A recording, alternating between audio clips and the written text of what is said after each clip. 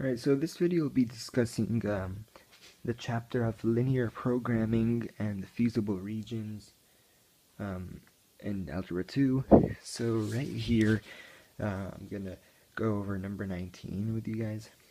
So here are three or four constraints that we have, and we're going to graph them and see where the feasible region is. So the first constraint that we have is x plus y is less than or equal to 11. So I'm just going to write here, bring my board here, and we said it was, the first one is x plus y is less than or equal to 11. X plus y is less than or equal to 11. And to find the slope-intercept form for this is subtract x here, subtract x here, so y is less than or equal to negative x plus 11. So we're going to graph this. Y is less than or equal to negative x plus 11. Here we have our graph here. So the y-intercept is 11. So 1, 2, 3, 4, 5,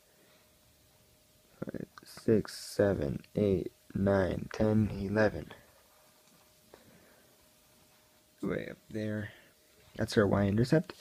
And the slope is negative 1 over 1, so it's going to be going like that.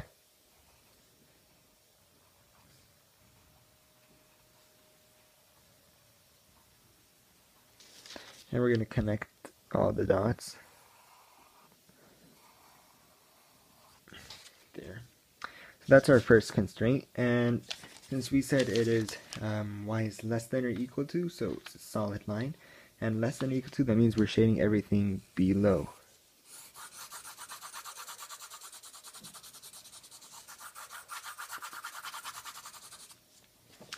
Now moving on, our second constraint is 2y is greater than or equal to x. I'm just going to erase here. So it is 2y is greater than or equal to x. 2y is greater than or equal to x. Divide by 2, divide by 2. That means y is greater than or equal to half x. And we have no y-intercept, so that means it's just going to be plus 0. Our y-intercept is going to be 0. So to graph this, if our y-intercept is 0, that means starting here, and then the slope is a half, so that means we're going up 1 to the right, 1 to the right, up 1 to the right.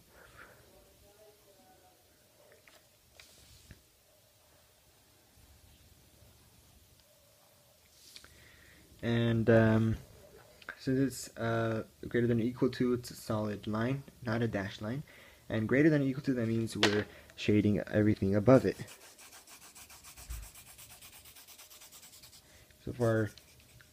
So far, here's our feasible region. We have a couple of more constraints to go.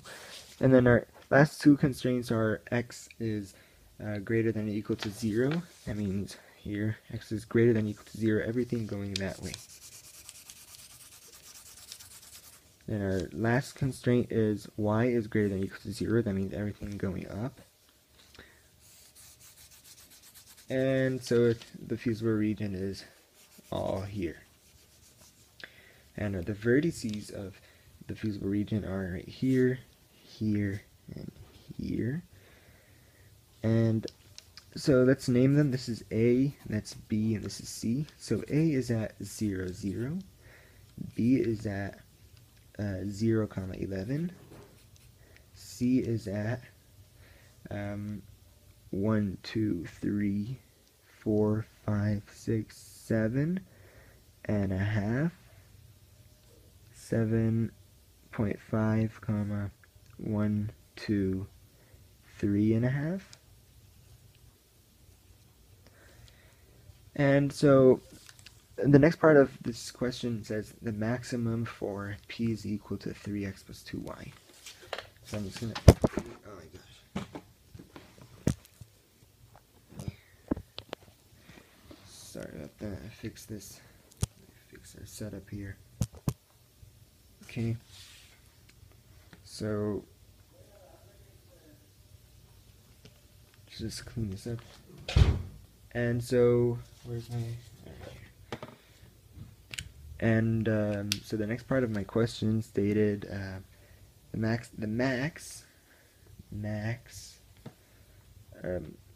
me write it here. So we're gonna find the max for p is equal to 3x plus 2y.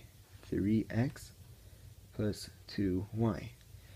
So we said here a is equal to 0, 0, so that means a is going to end up 3 times 0 is 0 plus 2 times 0 is 0, 0 plus 0 is 0.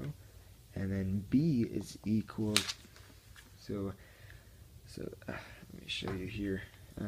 I put right here a is equal to 0, and then b is going to equal to, let's see, the vertices for b were 0, 11, so that means 3 times 0 is 0, and then 2 times y, 2 times 11 is 22, so b is going to be equal to 22, and c was the vertice, the location for point C was 7.5, 3.5. That means 3 times 7.5, bring out my calculator, 3 times 7.5 is 22.5. So that's 22.5 plus, over here, 22.5 plus 2 times y, and then y is 3.5. 2 times 3.5 is 7. So 22.5 plus 7, that is a total of 29.5. So C is equal to 29.5. Let me fix this right here. And so it's the initial question is the max for p is equal to 3x plus 2y, and the maximum for p is equal to 3x plus 2y is c. C is the greatest of all. So p is equal to 29.5, and it's maxed at, so maximized at, where the vertices for, the location for C was 7.5, 3.5, so max at 7.5, 3.5. And that's how linear programming works, and that was we found the maximum for p is equal to 3x plus 2y, and the feasible region is right here where all the shading regions intersect.